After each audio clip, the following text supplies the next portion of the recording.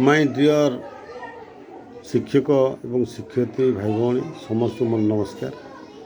मु गोटे छोट प्रयास करी आज गोटे आमर यूट्यूब माध्यम ओडिया सब्जेक्ट शिक्षादान देवाक चाहूँगी। तेणु आपण मैंने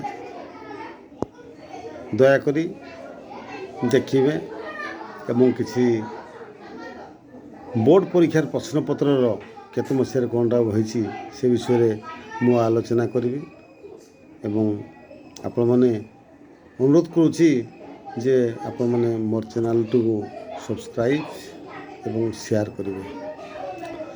हो देखंतु बर्तमान जीवा आम से बोर्ड परीक्षा प्रश्नपत्र जेटा MCQ आसला से आम पूर्व वर्ष प्रश्न गुड़िक नहीं आसी से विषय आम आलोचना करवा देखा। बर्तमान आम प्रश्नपत्र 1 नंबर को जीवा। कविता शिक्षादान में केउटी को अधिक गुरुत्व दिया जाए? भाषा, वर्णना, आवृत्ति, स्वर। कविता शिक्षादान माने पद्य शिक्षादान में आम विशेषकर आवृत्ति को बेसी गुरुत्व दे थाए। पद्यर आवृत्ति को है छुआ मैंने आमर साथी मैंने 1 नंबर सी हूँ यार यथार्थ उत्तर। से ही मो प्रिय जन्मभूमि कविताटी पढ़ाई सारी शिक्षक पिला निज गाँव मानचित्र अंकन करने को कहे। याद्वारा पिलार कौन साधित हम पिलांकर भौगोलिक ज्ञान अर्जन हम। गाँव प्रत्येक घर को मने पकाइबे। गाँव विषय में बारंबार स्मरण कराइबा द्वारा जन्मभूमि प्रति ममत्व बोध सृष्टि हम। डी रे गाँव सुनाम बुद्धि हम। देखो ये 4टा ऑप्शन जो देछि से मोस्ट एप्रोप्रिएट आंसर होछि पिला भौगोलिक ज्ञान अर्जन हवा। तेणु 2 नंबर ये हूँ राइट आंसर। बर्तमान आम जा 3 नंबर को। जड़े शिक्षार्थी शब्द लिखार बारंबार बनान भूल करुच्ची। शब्द लिखार बारंबार बनान से भूल करुच्ची। निम्नत केउ पद्धति अवलंबन कले पिलार बन्ना शुद्धि करा जाई पारिबो? से जो बनानटा भूल लिखुची तो किभली भाव ठीक करिपरिबा? शिक्षक बारंबार ठीक शब्दटी कला पटार लिखिबे। जो शब्दटी पिला भूल करुच्ची से शब्दटी शिक्षक कौन करेंगे से कलापटारे बारंबार लिखिदेवे। जहाद्वारा कि पिलाटी बारंबार देखला परे ताहा ठीक होबार संभावना अच्छी। हो बी देखिए पिला को लिखार नियम बुझाइबे। पिला को आम एमती लिखब बुझेबा ता मध्य राइट आंसर हम ना। पिला को बारंबार लेखाइबे। पिला को बारंबार लेखाइले जदिव किसी हम किंतु पर भूल हो जिबार संभावना अच्छी। श्रेणीर समस्त पिला को लेखा लेखि कर सुजोग देवे ये हम ना। एणु ये 3 नंबर प्रश्नर राइट आंसर होची ए है। शिक्षक बारंबार ठीक शब्दटी को कलापठारे लिखिबे। बर्तमान 4 नंबर को जीवा। कौन सी विद्यालय रे शिक्षक छात्र छात्री को नहीं साहित्य संसद रे गठित है याद्वारा कौन हम। बर्तमान जो आम साहित्य संसद गठन होची, मैथ संसद गठन होची, आमर साइंस संसद गठन होची, ठीक से भाव में आमर साहित्य संसद गठन हेले पिलार कौन हम? पारंपरिक शिक्षादान त्वरान्वित बना ए भूल। शिक्षार्थी मान मन में सृजनशील मनोभाव और सुप्त प्रतिभा विकसित हम।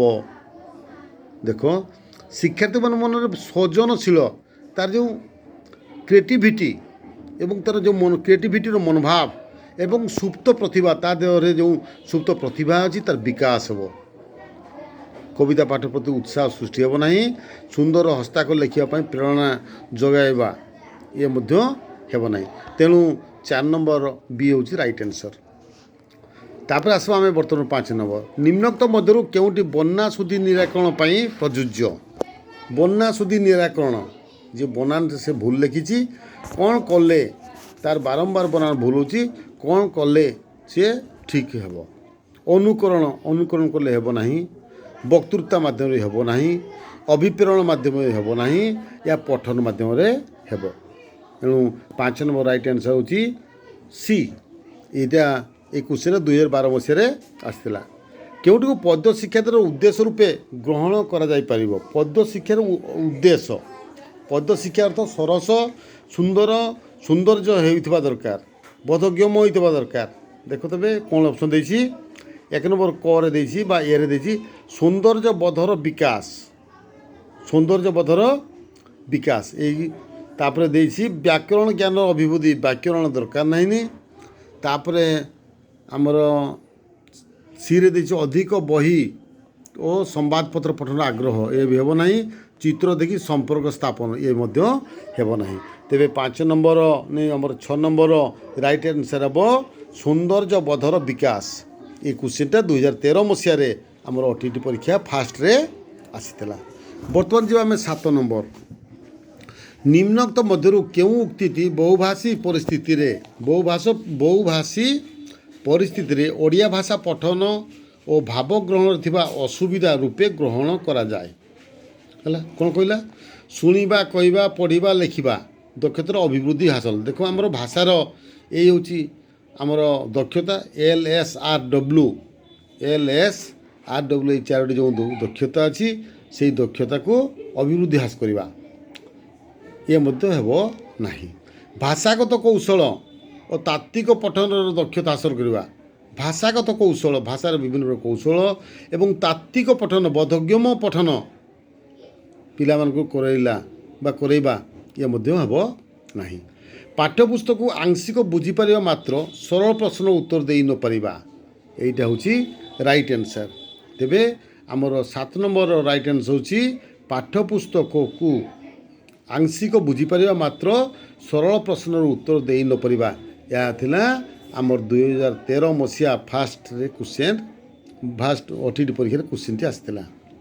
बर्तमान तो 8 नंबर शिक्षार्थी मानक भाषा अवबोधन दक्षता वृद्धि निमंते शिक्षार्थी भाषा अवबोधन दक्षता वृद्धि निमंते निम्नोक्त केउं प्रकार पठनटी आवश्यक देखो साधारणतः आमर 2 प्रकार पठन अच्छी गोटे हूँ तात्विक पठन आउ गोटे हूँ व्यापक पठन किंतु से पठन पुणी उपधारण रही गोटे हूँ आम नीरव पठन द्रुत पठन उच्च पठन आउ दलगत पठन तेबे एइटी आम यदि दलगत पठन कले तार भाषार अवबोधन क्षमता बा अवबोधन दक्षता एते वृद्धि हेब नहीं द्रुत पठन कले मध्य हेब नहीं उच्च पठन कले मध्य हेब नहीं नीरव पठन पढ़ले पिलाटी तार बोधगम्यता वृद्धि पाइब एवं तार बुझिबार भाषा को बुझिबार दक्षता वृद्धि पाइब तेणु 8 नंबर राइट आंसर होची ए।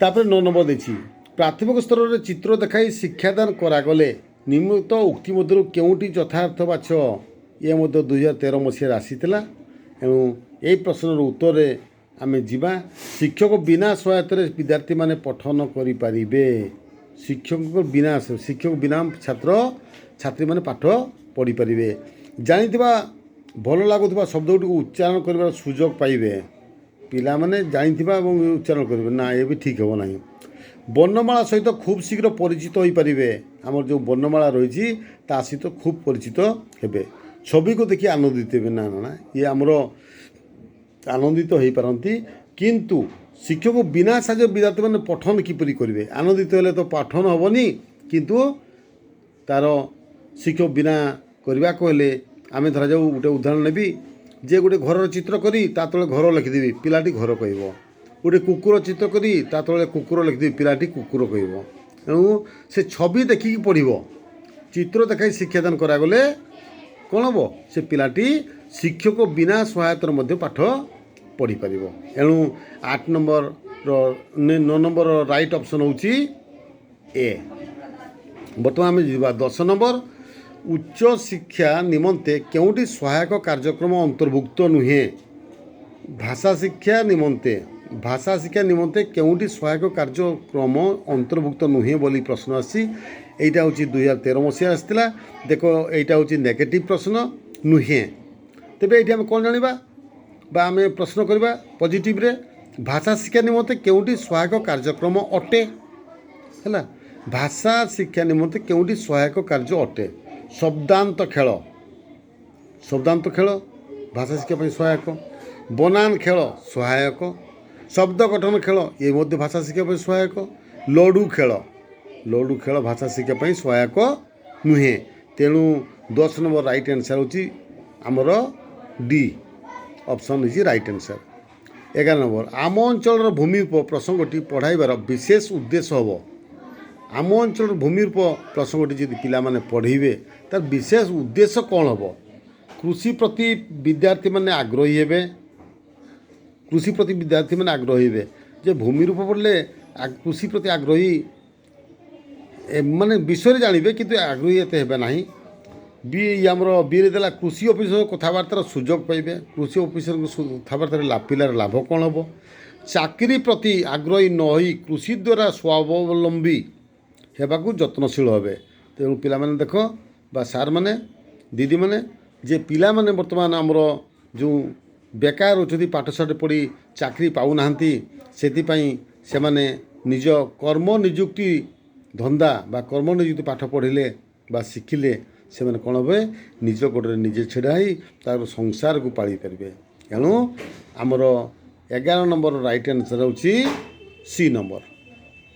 ବର୍ତ୍ତମାନ ଆମେ ଯିବା 12 ନମ୍ବରକୁ। 12 ନମ୍ବର ଦେଖ କ'ଣ କହିଛି? 12 ନମ୍ବରଟା ଦେଇଛି ଆମର ଇଏ ମଧ୍ୟ 2013 ମସିହାରେ ଆସିଥିଲା। ନିମ୍ନୋକ୍ତ ମଧ୍ୟରୁ କେଉଁଠି ବ୍ୟାକରଣ ଶିକ୍ଷାଦାନର ସାଧାରଣ ଉଦ୍ଦେଶ୍ୟ ନୁହେଁ? 2013 ମସିହାରେ ଏହା ଆସିଥିଲା। ଏକ ଅପସନ୍ ଦେଇଛି ଲିଖିତ ଭାଷାକୁ ଠିକ୍ ଭାବେ ପଢ଼ିପାରିବା, ଶବ୍ଦ ଗଠନ ଓ ବାକ୍ୟ ଗଠନର କୌଣସି ଶିକ୍ଷା କୌଶଳ ଶିକ୍ଷା କରିବା, ମନର ଭାବକୁ ତ୍ରୁଟିଶୂନ୍ୟ ଭାବେ ଲେଖାରେ ପ୍ରକାଶ କରିବା, ସୁଲଳିତ ସ୍ୱରରେ ଆବୃତ୍ତି ବା ଗାନ କରିବା କୌଶଳ ଶିକ୍ଷା କରିବା। ପ୍ରଶ୍ନ ଥିଲା କେଉଁଠି ବ୍ୟାକରଣ ଶିକ୍ଷାଦାନର ସାଧାରଣ ଉଦ୍ଦେଶ୍ୟ ନୁହେଁ? ସାଧାରଣ ଉଦ୍ଦେଶ୍ୟ ନୁହେଁ।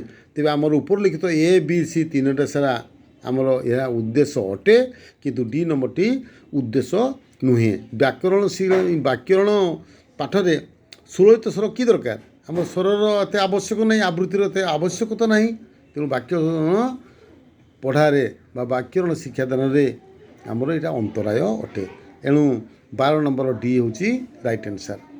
13 ନମ୍ବର ଦେଶ କେଉଁଠି ବନ୍ୟା ସୁଧି ନିରାକରଣର ଉପାୟ ନୁହେଁ? ବନ୍ୟା ସୁଧି ବନ ଯେଉଁ ଆମର ଲେଖିଲା ବେଳେ ଧର ଯେଉଁ ଏହା କ୍ୱେଶ୍ଚନ୍ ଏମିତି ଗୋଟେ ଯାଇଥିଲା, ଇଏ ମଧ୍ୟ 2013 ମସିହାରେ ଆସିଥିଲା। ବନ ସୁଧି ଗୋଟେ ପିଲାଟା ଲେଖୁ ଲେଖୁ ଧର ଯେଉଁ ଜସ୍ନା ଲେଖୁ ଲେଖୁ ଭୁଲ କରୁଛି, କ'ଣ କଲେ ହେବ? ତାକୁ କଳାପଟାରେ ବାରମ୍ବାର ଶିକ୍ଷକ ଲେଖିଦେଲେ ତା ଦେଖି ଦେଖି ପିଲାଟି ଠିକ୍ କରିବ। ଠିକ୍ ତାର ଅନ୍ତରାୟ କ୍ୱେଶ୍ଚନ୍ ହେଉଛି କେଉଁଠି ବନ୍ୟା ସୁଧି ନିରାକରଣର ଉପାୟ ନୁହେଁ? ଶ୍ରୁତ ଲିଖନ ଇଏ ଉପାୟ, ଅଭିଧାନ ବ୍ୟବହାର ଯଦି ଆମେ ୱାର୍ଡ଼ବୁକ୍ ଦେଖିବା ସେଠି ମଧ୍ୟ ପାଇବା, ବନାନ ଖେଳ ମଧ୍ୟ ଦ୍ୱାରା ହେଇପାରିବ। କିନ୍ତୁ ତ୍ରୁଟିପୂର୍ଣ୍ଣ ଉଚ୍ଚାରଣ ବାରମ୍ବାର କଲେ ତାହା ବନ୍ୟା ସୁଧି ନିରାକରଣର ଉପାୟ ହେବ ନାହିଁ। ଆମେ ଯତ୍ନା ଠିକ୍ ଭାବରେ ଉଚ୍ଚାରଣ କରି ଯଶନା ଏମିତି ଉଚ୍ଚାରଣ କଲେ ତାହା କେବେ ତାର ନିରାକରଣ ହୋଇପାରିବ ନାହିଁ। ଏଣୁ 13 ନମ୍ବର ରାଇଟ୍ ଆନ୍ସର୍ ହେଉଛି ଡି। ଶ୍ରେଣୀରେ ଭାଷାଗତ ଭିନ୍ନତା କାହିଁକି ଦେଖାଯାଏ? 14 ନମ୍ବର ଦେଖ ଇଏ ମଧ୍ୟ 2013 ମସିହାରେ ଆସିଥିଲା। ଭାଷାଗତ ଭିନ୍ନତା କାହିଁକି ଦେଖାଯାଏ? ଇଏ ହେଉଛି ଆମର ବିଭିନ୍ନ ଅଞ୍ଚଳ ବା ପରିବେଶରୁ ପିଲା ଆସୁଥିବାରୁ ପିଲାମାନଙ୍କ ମଧ୍ୟରେ ଭାଷାଗତ ଭିନ୍ନତା ଦେଖାଯାଉଛି।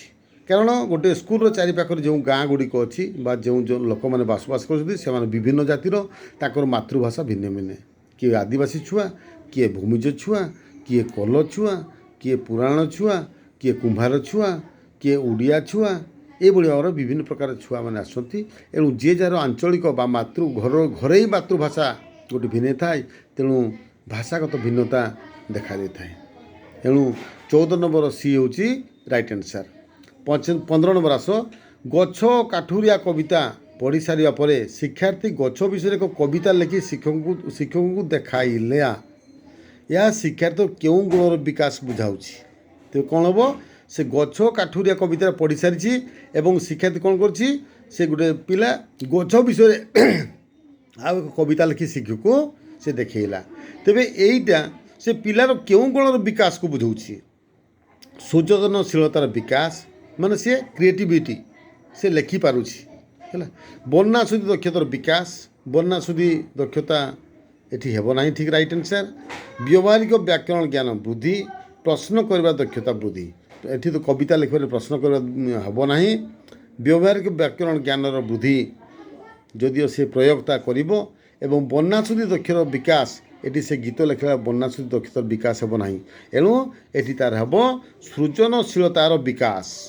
ଏଣୁ ଏ କ୍ୱେଶ୍ଚନ୍ଟା ମଧ୍ୟ 2013 ମସିହାରେ ଆସିଥିଲା ସେକେଣ୍ଡ ଓଟିଇଟି ପରୀକ୍ଷାରେ। ଏଣୁ 15 ନମ୍ବରର ରାଇଟ୍ ଆନ୍ସର୍ ହେଉଛି ସୃଜନଶୀଳତାର ବିକାଶ। ବର୍ତ୍ତମାନ 16 ନମ୍ବରକୁ ଯିବା ଆମେ। ମାତୃଭାଷା ଶିକ୍ଷାଦାନରେ କେଉଁ ପଦ୍ଧତି ସହାୟକ ନୁହେଁ? ନେଗେଟିଭ୍ କ୍ୱେଶ୍ଚନ୍ 2013 ମସିହାରେ ଇଏ ମଧ୍ୟ ଆସିଥିଲା। ମାତୃଭାଷା ଶିକ୍ଷାଦାନରେ କେଉଁ ପଦ୍ଧତି ସହାୟକ ନୁହେଁ? ଗଳ୍ପ କଥନ, ଶବ୍ଦାର୍ଥବୋଧ, ଛବି ପ୍ରଣାଳୀ, ଅନୁବାଦ। ଦେଖ ମାତୃଭାଷା ଶିଖାଉଛୁ ଯେତେବେଳେ ଆମେ ଗଳ୍ପ କହୁଛେ, ଆମେ ଉପକ୍ରମର ସୋପାନରେ ଗଳ୍ପ କହୁଛେ, ଶବ୍ଦାର୍ଥବୋଧ କହୁଛେ, କଠିନ ଶବ୍ଦର ଅର୍ଥ ବୁଝାଉଛେ, ଛବି ପ୍ରଣାଳୀ, ଛବି ମଧ୍ୟ ସାନ ପିଲାମାନଙ୍କୁ ଆମେ ଦେଖିକି ଛବି କରାଉଛି। କିନ୍ତୁ ଅନୁବାଦ ଡାଇରେକ୍ଟ ଦୃଷ୍ଟ ଲିଖନ ଦେଖି ଦେଖି ଲେଖ, ଏଇଟା ହେଉଛି ମାତୃଭାଷା ଶିକ୍ଷାଦାନର ପଦ୍ଧତିରେ ସହାୟକ ନୁହେଁ। ତେଣୁ 16 ନମ୍ବରର ରାଇଟ୍ ଆନ୍ସର୍ ହେଉଛି ଡି, ଅପସନ୍ ଡି ହେଉଛି ରାଇଟ୍ ଆନ୍ସର୍। ଇଏ ମଧ୍ୟ 2013 ମସିହା ସେକେଣ୍ଡ OETରେ ଆସିଥିଲା। 17 ନମ୍ବର ଦେଖ, କେଉଁଠି ପ୍ରାକ୍ ଲିଖନ କାର୍ଯ୍ୟକ୍ରମ ସମ୍ପର୍କିତ ନୁହେଁ? କେଉଁଠି ପ୍ରାକ୍ ଲିଖନ କାର୍ଯ୍ୟକ୍ରମ ସମ୍ପର୍କିତ ନୁହେଁ? ଏହି ପ୍ରଶ୍ନଟି ଆମର 2014 ମସିହାରେ ଆସିଥିଲା। ଏହା ଆମର ବୋର୍ଡ଼ ପରୀକ୍ଷା, ବୋର୍ଡ଼ OTT ବା 2014 ମସିହାର ଯେଉଁ ଆମର ପରୀକ୍ଷା ହେଇଥିଲା ସେଥିରେ ଆସିଥିଲା। କହିଛି ବିନ୍ଦୁ ଯୋଡ଼ି ଚିତ୍ର ଅଙ୍କିବା ପ୍ରାକ୍ ଲିଖନ କାର୍ଯ୍ୟକ୍ରମ ସମ୍ପର୍କିତ ନୁହେଁ। Negative question. ବିନ୍ଦୁ ଯୋଡ଼ି ଚିତ୍ର ଅଙ୍କିବା ଆମର ତ ଅଛି, ପ୍ରଥମ ଦ୍ୱିତୀୟ ଶ୍ରେଣୀରେ ଅଛି ଯେ ବିନ୍ଦୁକୁ ଯୋଡ଼ିବେ, ଦୁଇ ଧାଡ଼ି ମଧ୍ୟରେ ଅକ୍ଷର ଲେଖିବେ, ଦୁଇଟା ଧାଡ଼ି ମଧ୍ୟରେ ଅକ୍ଷର ଲେଖିବେ, ଦୁଇଟା ଧାଡ଼ି ମଧ୍ୟରେ ଅକ୍ଷର ଲେଖିବା ଆମର ଛୋଟ ପିଲାମାନଙ୍କ ପାଇଁ ସମ୍ଭବ ନୁହେଁ। ଗୋଟିଏ ଗୋଲାକାର ଓ କରି ଲେଖିବା, ଗୋଟିଏ ଗୋଲାକାର ଶୂନ ଦେଇ ଲେଖିବେ। ଏ ଯଦି ଆମର ସାନ ଛୁଆମାନଙ୍କୁ ବ୍ରହ୍ମା ବିଷ୍ଣୁ ମହେଶ୍ୱର ଶିଖାଯାଏ, କିନ୍ତୁ ଯେ ଗୋଲାକାର ଲେଖିଲେ ତା'ର ପ୍ରାକ୍ ଲିଖନ କାର୍ଯ୍ୟକ୍ରମ ମାନେ ହେଇଯିବ, ସମ୍ପର୍କିତ ନୁହେଁ, ହେବ ନାହିଁ। ଚିତ୍ର ମଧ୍ୟରେ ରଙ୍ଗ ଦେବା, ଚିତ୍ର ମଧ୍ୟରେ ରଙ୍ଗ ଦେବା ହେଉଛି ଆମର କାର୍ଯ୍ୟକ୍ରମ ଭିତରେ। ତେଣୁ ଏହାର ରାଇଟ୍ ଅପସନ୍ ହେବ ଦୁଇ ଧାଡ଼ି ମଧ୍ୟରେ ଅକ୍ଷର ଲେଖିବା। ଏଇଟା ତ ପ୍ରାକ୍ ଲିଖନ କାର୍ଯ୍ୟକ୍ରମ ସମ୍ପର୍କିତ ନୁହେଁ। ଭଲସେ ସାର୍ ଦିଦିମାନେ ମନେ ରଖିବେ। ଏହା ହେଉଛି 2014ରେ ପଡ଼ିଥିଲା। ପ୍ରାକ୍ ଲିଖନ କାର୍ଯ୍ୟକ୍ରମ ସମ୍ପର୍କିତ ଇଏ ନୁହେଁ। ନେଗେଟିଭ୍ କ୍ୱେଶ୍ଚନ୍ ହେଲା, ଦୁଇ ଧାଡ଼ି ମଧ୍ୟରେ ଅକ୍ଷର ଲେଖିବା। 17 ନମ୍ବର ବି ହେଉଛି ରାଇଟ୍ ଅପସନ୍। 18 ନମ୍ବର, କେଉଁଟି ଦରଖାସ୍ତ ବା ପତ୍ର ଲିଖନର ଉଦ୍ଦେଶ୍ୟ ନୁହେଁ? ଦରଖାସ୍ତ ଯେତେବେଳେ ଆମେ ଲେଖୁଛେ କେଉଁଟା ତା'ର ଉଦ୍ଦେଶ୍ୟ ନୁହେଁ। ମପାଚୁପା ଭାଷା, ଚଳନ୍ତି ଭାଷା ଇତ୍ୟାଦିର ପ୍ରୟୋଗ ପାଇଁ ସୁଯୋଗ ସୃଷ୍ଟି। ନିଜର ଘରୋଇ ଭାଷା, ଗାଁ ଭାଷାର ସୁଯୋଗ ସୃଷ୍ଟି। ସଂକ୍ଷେପରେ ମନର ଭାବକୁ ପ୍ରକାଶ କରିବା। ଅତି ଅଳ୍ପ ସମୟରେ ଯେତେବେଳେ ଆମେ ପତ୍ର ଗୋଟେ ଲେଖୁଛେ, ଅଳ୍ପ ସମୟରେ ମନର ଭାବକୁ ପ୍ରକାଶ କରିବା। ତାପରେ ଭାବର ସାନ୍ଦ୍ରତା ଆଉ ବିନମ୍ରତା ଇତ୍ୟାଦି ଗୁଣଗୁଡ଼ିକୁ ଭାଷାରେ ପ୍ରକାଶ କରିବା। ଏ ବି ହେବ ନାହିଁ। ଡି ରହୁଛି ବନ୍ୟା ସୁଧି, ଡି ରହୁଛି ବନ୍ୟା ସୁଧି ନିରାକରଣ କୌଶଳ। ବନ୍ୟା ସୁଧି ନିରାକରଣ କୌଶଳ ହେବ ରାଇଟ୍ ଆନ୍ସର୍। ତେଣୁ 18 ନମ୍ବରର ଡି ହେଉଛି ରାଇଟ୍ ଅପସନ୍। 19 ନମ୍ବର ବର୍ତ୍ତମାନ ଯିବା ଆମେ। ନିମ୍ନତ ମଧ୍ୟରୁ କେଉଁଟି ଅନୌପଚାରିକ ପତ୍ର? ଅନୌପଚାରିକ ଆମ ପତ୍ର ହେଉଛି ଦୁଇ ପ୍ରକାର, ଗୋଟେ ହେଉଛି ଉପଚାରିକ ପତ୍ର, ଆଉ ଗୋଟେ ହେଉଛି ଅନୌପଚାରିକ ପତ୍ର। ଯେଉଁ ପତ୍ରଟି ଆମେ ସରକାରୀ ସ୍ତରରେ ଆମେ କଲେକ୍ଟରଙ୍କୁ ଦେଉଛେ, BDOଙ୍କୁ ଦେଉଛେ, ପ୍ରଧାନ ଶିକ୍ଷକଙ୍କୁ ଦେବା, ଏଇଗୁଡ଼ା ହେଉଛି ଆମର ଉପଚାରିକ ବା ସରକାରୀ ପତ୍ର, ଯେଟା କହୁଛି ଗଭର୍ଣ୍ଣମେଣ୍ଟ ଲେଟର, ସେଇଟା ହେଉଛି ଉପଚାରିକ। ଆଉ ଅନୌପଚାରିକ ଆମର ଯେଟା ବ୍ୟକ୍ତିଗତ, ଆମେ ଯେଟା ଆମର ସାଙ୍ଗସାଥି ଭାଇ ବନ୍ଧୁ କୁଟୁମ୍ବକୁ ଦିଆହେଉଛି ଯେଉଁ ପତ୍ର, ସେଇଟା ହେଉଛି ଅନୌପଚାରିକ। ତେଣୁ ଏଇ 19 ନମ୍ବରରେ ଏହା ହେଉଛି ନିମ୍ନ କେଉଁଟି ଅନୌପଚାରିକ ପତ୍ର। ତେବେ ଏଇ ପ୍ରଶ୍ନଟି ଆମ 2014 ମସିହାରେ ଥିଲା। ଏହାର ରାଇଟ୍ ଅପସନ୍ ଅଛି ବ୍ୟକ୍ତିଗତ। 19 ନମ୍ବର ରାଇଟ୍ ଅପସନ୍ ହେଉଛି ସି। ବନ୍ୟା ସୁଧି ନିରାକରଣ ପାଇଁ କେଉଁଟି ଅଧିକ ଉପଯୋଗୀ? ବନ୍ୟା ସୁଧି ନିରାକରଣ ପାଇଁ କେଉଁଟି ଅଧିକ ଉପଯୋଗୀ? ଆମର ଯଦି ଲେଖିଲା ବେଳେ କିଛି ଭୁଲ ହେଇଯାଉଛି ହେଲା, ତା'ର ବନ୍ୟା ସୁଧି ନିରାକରଣ ପାଇଁ କ'ଣ କରିବା ଆମେ ହେଲା, କେଉଁଠି ଅଧିକ ଉପଯୋଗୀ? ବନ୍ୟା ସୁଧି ଆମର କଥୋପକଥନ, ଦ୍ରୁତ ପଠନ, ବିରାମ ଚିହ୍ନର ବ୍ୟବହାର, ଲିଖନର ବିରାମ ଚିହ୍ନ ଆଉ ଲିଖନ ଅଭ୍ୟାସ। ଆମେ ବନ୍ୟା ସୁଧି ନିରାକରଣ ପାଇଁ କ'ଣ କରିବା? ଆମେ ନିଜେ ପିଲାମାନେ ସେଟାକୁ ତ ଲିଖନ ଅଭ୍ୟାସ କରି ମଧ୍ୟ ତା'ର ସଂଶୋଧନ କେଉଁଠି ଅଧିକ ଉପଯୋଗୀ ଅଟେ ହେଲା, ତା'ର ସଂଶୋଧନ କରିପାରିବେ ଏବଂ ବନ୍ୟା ସୁଧି ନିରାକରଣ ହୋଇପାରିବ। ଏଣୁ ଲିଖନ ଅଭ୍ୟାସ ହେଉଛି ରାଇଟ୍ ଆନ୍ସର୍। ପ୍ରାଥମିକ ସ୍ତରରେ ଶିକ୍ଷାଦାନ ନିମନ୍ତେ କେଉଁ ପଦ୍ଧତିଟି ଉପଯୋଗୀ ନୁହେଁ? ପ୍ରାଥମିକ ସ୍ତରରେ ଶିକ୍ଷାଦାନ ନିମନ୍ତେ କେଉଁ ପଦ୍ଧତିଟି ଉପଯୋଗୀ ନୁହେଁ? ଯେତେବେଳେ ଆମ ପ୍ରାଥମିକ ସ୍ତର ଆସୁଛି 1ରୁ 3 କ୍ଲାସ୍ ଭିତରେ ହେଲା, କେଉଁ ସ୍ତରଟା ଶିକ୍ଷାଦାନ ନିମନ୍ତେ ଉପଯୋଗୀ ନୁହେଁ? କ୍ରୀଡ଼ା ପଦ୍ଧତି, ପିଲାମାନେ ଖେଳିବେ। ସମ୍ଭାବକ ମୂଲ୍ୟାୟନ ପଦ୍ଧତି। ଆରେ ପିଲାମାନେ ତ ନୂଆ ଆସିଛନ୍ତି, ସେମାନେ କ'ଣ ସମ୍ଭାବକ ମୂଲ୍ୟାୟନ କରିବେ?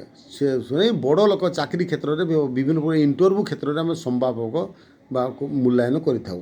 ତାପରେ ଶିକ୍ଷଣ କାର୍ଯ୍ୟ ପଦ୍ଧତି ବି ହେବ ନାହିଁ, ତାପରେ କ୍ରିୟା ପ୍ରତିକ୍ରିୟା ପଦ୍ଧତି ମଧ୍ୟ ହେବ ନାହିଁ।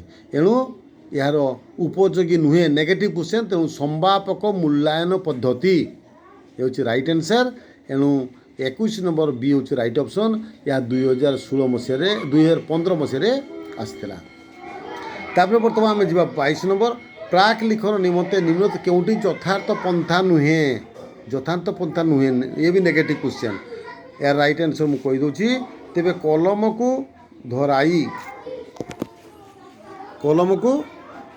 କଲମକୁ ଧରାଇ ଅକ୍ଷର ଲେଖିବାକୁ କହିବା, ଏହା ଯଥାର୍ଥ ପନ୍ଥା ନୁହେଁ। 23 ନମ୍ବର ବର୍ତ୍ତମାନ ଯିବା ଶୀଘ୍ର। କେଉଁଟି ଶବ୍ଦାନଶୀଳନର ଉଦ୍ଦେଶ୍ୟ ନୁହେଁ? 2016 ମସିହା ଆସିଥିଲା। ଶବ୍ଦାନଶୀଳନର ଆବଶ୍ୟକତା ଉଦ୍ଦେଶ୍ୟ ନୁହେଁ ହେଲା। କଷ୍ଟ ଶବ୍ଦର ବିଶ୍ଳେଷଣ, କଷ୍ଟ ଶବ୍ଦର ବ୍ୟାଖ୍ୟାକରଣ, କଷ୍ଟ ଶବ୍ଦର ସରଳୀକରଣ, କଷ୍ଟ ଶବ୍ଦର ବିଚାର ନ କରିବା। ଏଣୁ ଏଇଟା ହେଉଛି ଆମର କଷ୍ଟ ଶବ୍ଦର ବିଚାର ନ କରିବା ହେଉଛି ଏହାର ଉଦ୍ଦେଶ୍ୟ ନୁହେଁ। Negative question. ଏହା ମଧ୍ୟ ଆମର 2016 ମସିହାରେ ଆସିଥିଲା। ବର୍ତ୍ତମାନ ଯିବା ଆମେ 24 ନମ୍ବର। ଗଦ୍ୟ ଶିକ୍ଷାଦାନ ନିମନ୍ତେ କେଉଁ କ୍ରମଟି ଠିକ୍? ଆମର କେଉଁ କ୍ରମଟା ଶିକ୍ଷକ କ'ଣ କରନ୍ତି, ସେଇ କ୍ରମଟା ହେଉଛି ଆମର ଶିକ୍ଷକକୁ ଆଦର୍ଶ ପଠନ, ଶିକ୍ଷାର୍ଥୀକୁ ଉଚ୍ଚ ପଠନ, ଶବ୍ଦାନୁଶୀଳନ, ନିରବ ପଠନ। ନିରବ ପଠନ ସବୁଠୁ ଲାଷ୍ଟ ରହିବ। ତେଣୁ ଆମର ଏଇ ରହିଲା ABCD ଅପସନ୍ରେ ଆମର ନିରବ ପଠନ ଲାଷ୍ଟରେ କେବଳ ଏ ରହିଛି। ତେଣୁ ସେଇଟା ହେଉଛି ଆମର ରାଇଟ୍ ଆନ୍ସର୍। ଏଣୁ ଆମର 24 ନମ୍ବର ରାଇଟ୍ ଅପସନ୍ ଏ ହେବ। ଏହା ମଧ୍ୟ 2016 ମସିହାର OTT ପରୀକ୍ଷାରେ ଆସିଥିଲା। ବର୍ତ୍ତମାନ ଯିବା ଆମେ 25 ନମ୍ବର। 25 ନମ୍ବର ଦେଇଛି ଭାଷା ଶିକ୍ଷାଦାନର ବିବିଧ କୌଶଳ ମଧ୍ୟରେ କବିତା ଶିକ୍ଷାଦାନ ବେଳେ ଆବୃତ୍ତିକୁ ଗୁରୁତ୍ୱ ଦିଆଯାଏ କାରଣ। ଏହା ମଧ୍ୟ ଶୁଣି ଆସିଥିଲା। ଭାଷା ଶିକ୍ଷାଦାନ ବେଳେ ଯେତେବେଳେ ଆମେ କରୁଛେ ବିବିଧ କୌଶଳ ମଧ୍ୟରୁ କବିତା ଶିକ୍ଷାଦାନ ବେଳେ ଆବୃତ୍ତିକୁ ଗୁରୁତ୍ୱ ଦିଆଯାଉଛି କାହିଁକି? ଏହାର କାରଣ ହେଉଛି, ଦେଖ ଏହାର ଅପସନ୍ କ'ଣ କ'ଣ ଦେଇଛି। ଏହାଦ୍ୱାରା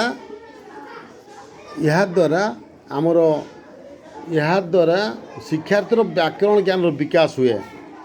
ଏଠି ଆମର ତ ସୌନ୍ଦର୍ଯ୍ୟବୋଧ ପାଇବ। କବିତାର ଭାବଧାରା, ଯତିପାତ, ଛନ୍ଦ ଓ ଶାବ୍ଦିକ ସୌନ୍ଦର୍ଯ୍ୟକୁ ଉପଲବ୍ଧି କରାଏ। ଏହି ହେଉଛି ରାଇଟ୍ ଆନ୍ସର୍ ହେଲା। ଏବଂ ତେବେ ଆମର 25ର ରାଇଟ୍ ଆନ୍ସର୍ ହେଉଛି କବିତାର ଭାବଧାରା, ଯତିପାତ, ଛନ୍ଦ ଓ ଶାବ୍ଦିକ ସୌନ୍ଦର୍ଯ୍ୟକୁ ଉପଲବ୍ଧ କରାଯାଏ। ଏହା ହେଉଛି ତା'ର ରାଇଟ୍ ଅପସନ୍। ଏଣୁ ବର୍ତ୍ତମାନ ଆମେ 26 ନମ୍ବରକୁ ଯିବା। କେଉଁଟି ଉତ୍ତମ ହସ୍ତାକ୍ଷର ଲିଖନର ଲକ୍ଷଣ ନୁହେଁ? ଏ ହେଉଛି ମଧ୍ୟ ନେଗେଟିଭ୍ କ୍ୱେଶ୍ଚନ୍। 2016 ମସିହାରେ ଏହା ଆସିଥିଲା। ଉତ୍ତମ ହସ୍ତାକ୍ଷର ଲିଖନର ଲକ୍ଷଣ ନୁହେଁ। 26 ନମ୍ବର। ଶବ୍ଦ ମଧ୍ୟରେ ବ୍ୟବଧାନ ରଖିବା, ବିରାମ ଚିହ୍ନର ବ୍ୟବହାର କରିବା, ଅକ୍ଷରଗୁଡ଼ିକ ନିର୍ଭୁଲ କରି ଲେଖିବା, ଧାଡ଼ିଗୁଡ଼ିକ ସିଧା କରି ଲେଖିବା। 4ଟା ଅପସନ୍ ଦେଇଛି। ଏ 4ଟା ଅପସନ୍ରୁ ଦେଖ ଛୁଆମାନେ, ବର୍ତ୍ତମାନ ଏହାର ଅଛି ସିଟା ହେଲା, ଅକ୍ଷରଗୁଡ଼ିକୁ ନିର୍ଭୁଲ କରି ଲେଖିବା କେଉଁଠି ଉତ୍ତମ ହସ୍ତାକ୍ଷର ଲିଖନର ଲକ୍ଷଣ ନୁହେଁ। ଅକ୍ଷରଗୁଡ଼ିକୁ ନିର୍ଭୁଲ କରି ଲେଖିବା, ଏଇଟା ତା'ର ରାଇଟ୍ ଆନ୍ସର୍। ଏବଂ 26ର ସି ହେଉଛି ରାଇଟ୍ ଆନ୍ସର୍। ଏହା ମଧ୍ୟ 2016 ମସିହାରେ ଆସିଥିଲା। 27 ନମ୍ବର ଦେବା। ବ୍ୟାକରଣ ଶିକ୍ଷାର ମୂଳ ଭିତ୍ତି କ'ଣ ହେବା ଆବଶ୍ୟକ? ବ୍ୟାକରଣ ଶିକ୍ଷାର ମୂଳ ଭିତ୍ତି କ'ଣ ହେବା ଆବଶ୍ୟକ? ଯେଉଁ ଆମେ ବ୍ୟାକରଣ ପଢ଼ୁଛେ ହେଲା, ତା'ର ମୂଳ ଭିତ୍ତି କ'ଣ ହେବା ଦରକାର? ପ୍ରଥମେ ଦେଇଛି ଦେଖ ବାକ୍ୟ ଶିକ୍ଷା, 2 ନମ୍ବରରେ ଦେଇଛି ବିରେ ଦେଇଛି ଶବ୍ଦ ଶିକ୍ଷା, 3 ନମ୍ବର ଦେଇଛି ବର୍ଣ୍ଣ ଶିକ୍ଷା, 4 ନମ୍ବର ଦେଇଛି ସୂତ୍ର ଶିକ୍ଷା। ଦେଖ ବ୍ୟାକରଣ ଶିକ୍ଷା ମୂଳରେ ଆମର ଭିତ୍ତି ସୂତ୍ର ରହିଛି ହେଲା। ବିଭିନ୍ନ ପ୍ରକାର ସୂତ୍ର ଗୁଡ଼ିକ ଅଛି, ଯେମିତି ପ୍ରତ୍ୟୟ, କୁଦନ୍ତ, ଆମର ରହିଛି ସନ୍ଧି, ରୂଢ଼ି ପ୍ରୟୋଗ ଇତ୍ୟାଦି ଗୋଟେ ସୂତ୍ର ଭଳିଆ ରହିଛି। ତେଣୁ